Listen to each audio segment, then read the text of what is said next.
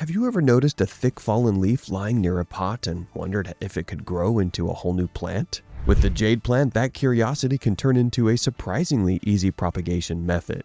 You don't need seeds, rooting hormones, or advanced gardening skills, just one healthy leaf and the right approach. This leaf propagation technique works best during warm months when growth is naturally active. Summer gives the fastest results, but if you're growing indoors or living in a frost-free climate, you can try this method almost any time of the year. The key is providing warmth, airflow, and bright indirect light. Cold temperatures and excess humidity slow things down and often cause rot. To begin, choose a mature, healthy parent plant and gently twist off a full leaf from the stem. Make sure the leaf comes off cleanly with its base intact, because damaged or partially torn leaves rarely root successfully. Once removed, place the leaf on a dry surface away from direct sunlight and allow it to rest for 2 to 3 days.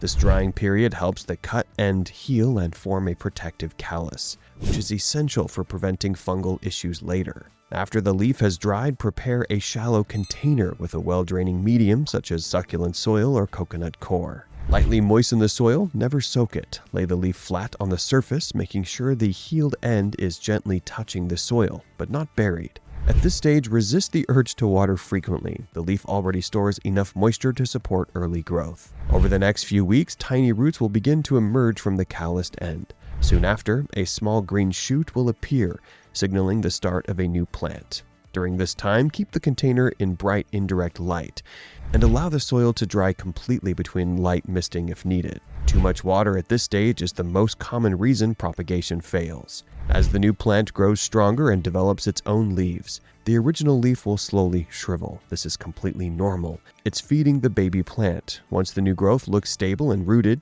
usually after 3 to 4 months, it's ready to be moved into its own pot with proper drainage. After transplanting, place it where it can receive gentle sunlight and water only when the soil feels fully dry. With time and minimal care, that single leaf will turn into a healthy, long-living plant that can be propagated again and again. If you enjoy multiplying plants without spending money, this simple leaf method is one of the most rewarding techniques you can try at home.